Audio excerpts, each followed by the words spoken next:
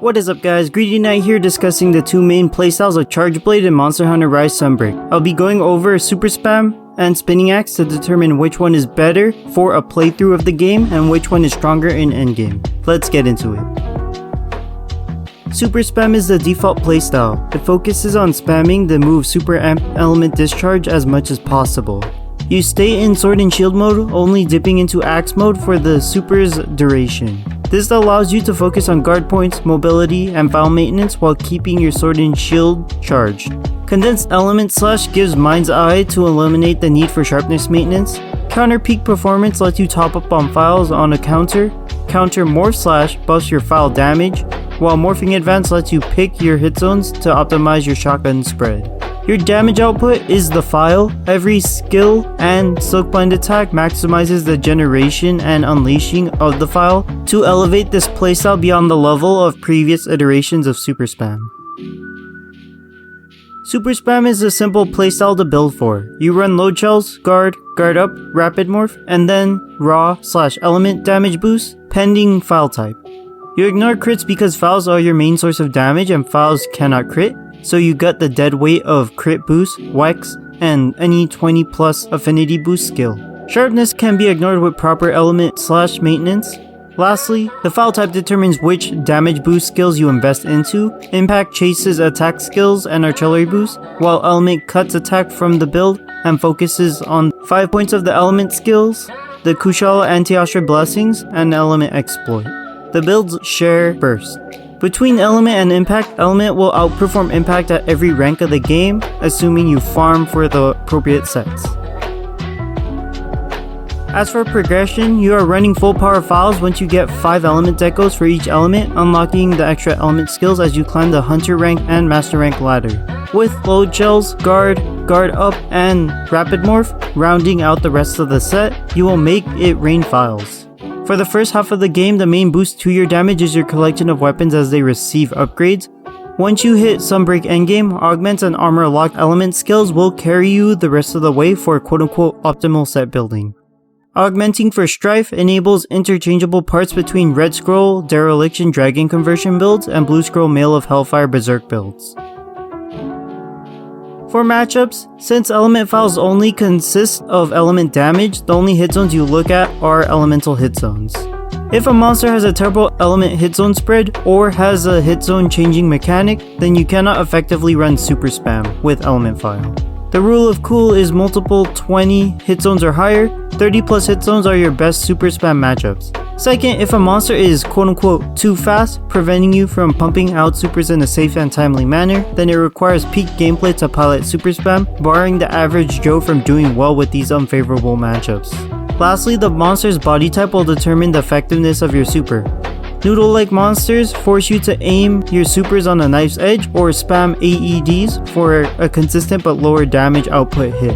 Small and large crown monsters are required to adjust your positioning so your file spread will connect regardless of its movement.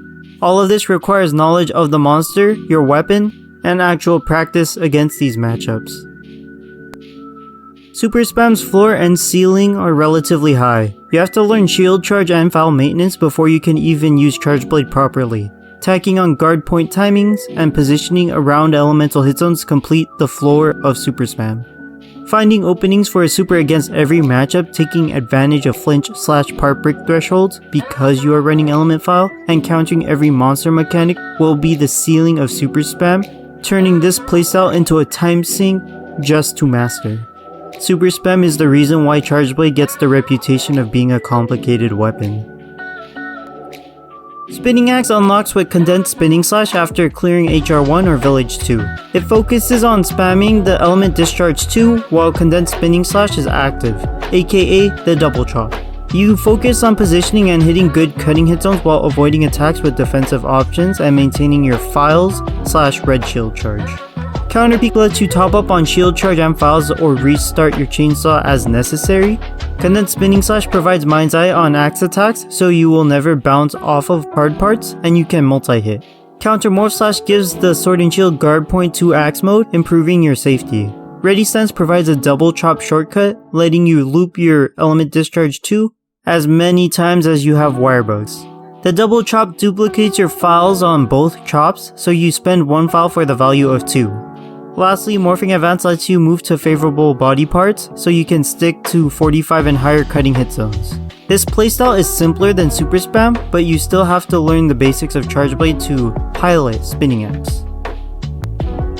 Your sets follow the crit meta since most of your damage is cutting damage, but attack and element are included in every set to bolster the respective file damage. Spinning Axe does not become optimized until endgame. Attack up, crit boost, weakness exploit, and 20 plus affinity worth of skills is your raw damage engine. You're stuck with attack plus 4 until endgame. Then you add in the element engine via element plus 5, blessings, burst, and element exploit. You prioritize guard up, and embolden since tanking a strong hit will disengage Spinning Axe mode from ready stance. You run sharpness maintenance to maintain white/purple sharpness with razor sharp, handicraft, and heaven sent. You layer on intrepid heart, wind mantle plus wirebug whisper, bloodlust plus coalescence, blood right, strife, mail of hellfire, and berserk as the title updates past to maximize your abilities and your damage. The sheer amount of skill engines needed to uphold Spinning Axe makes it the problem child of the two playstyles build-wise. Your skill budget is always tight, so you have to run the essentials, choosing between function and damage until the updates raise your budget. For progression, sets are bare bones until endgame of Rise and Sunbreak. Defender armor offers attack up, but you did not see a viable crit build until HR 5. You had to venture further up to HR 7 to gain the decos for attack up and crit boost. Also, base res Spinning Axe was terrible. The meta switch skill loadout ran counter morph slash and counter peak performance, both defensive options that disengage Spinning Axe. If you wanted to guard, then you lost your buff. You are better off spamming Morphing Advance or dodging to keep your buzzsaw spinning. However, Ready Stance eliminated this problem by maintaining your buzzsaw through a guard, changing Spinning Axe from a very dodgy playstyle to a playstyle that could bulldoze through every single monster's aggression. Rise Spinning Axe struggles against anything that can force you to guard instead of evade. Sunbreak Spinning Axe puts Ready Stance to good use and eliminates every bad matchup it had in base Rise. Magnamalo, Rajang, and Valstrex, just to name a few. The only unfavorable matchups now are against the monsters where the math isn't mathing. You can handle their moves no problem, but your damage will be bad.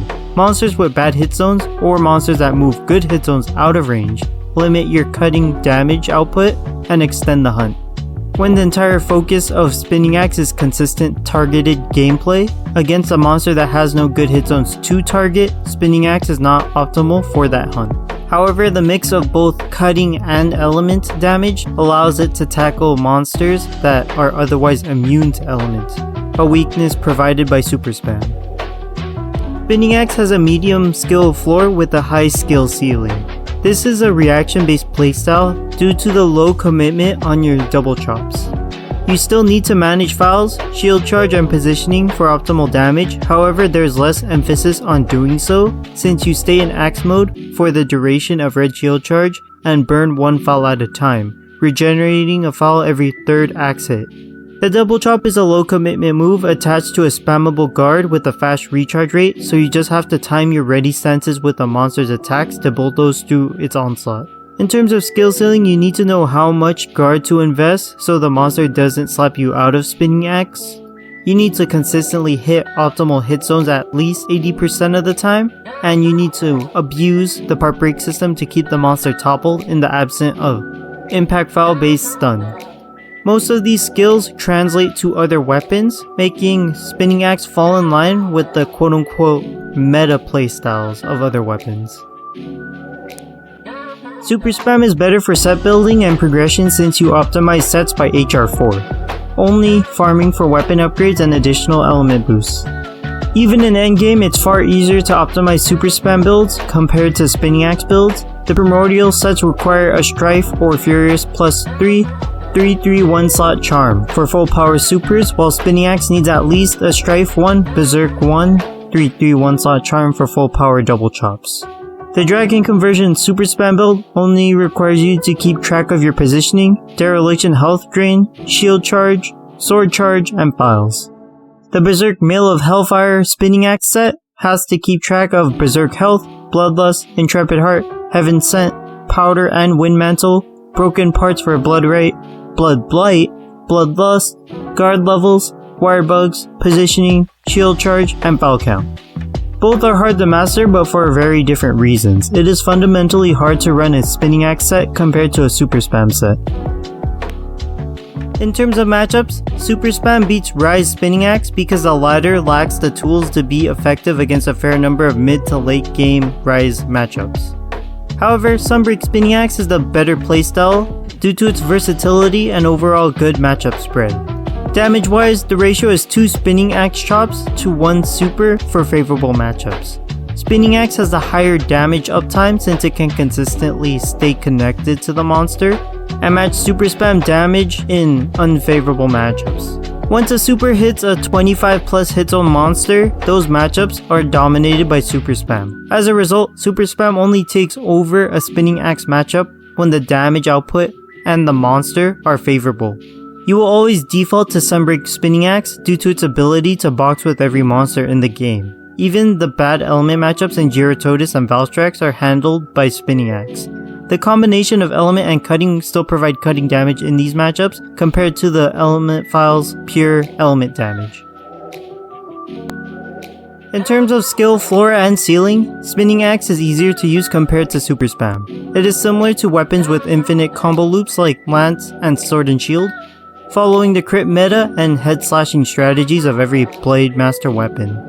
Your double chop is versatile and can be used against every monster effectively, while super spam is similar to greatsword or hammer, forcing you to time your attacks during a monster's openings and ensuring those openings are long enough for you to revert to sword and shield after a super.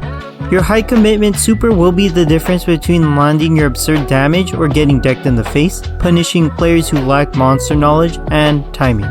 Perfecting the good super spam matchups enable you to earn time attack records, but to perfect the bad matchups is filled with unnecessary suffering that can be alleviated by spinning axe. While it is ideal to master both playstyles, during progression, super spam will shine because you can skip bad matchups, but if you want to be good at all matchups, spinning axe will be the better pick once you unlock ready stance.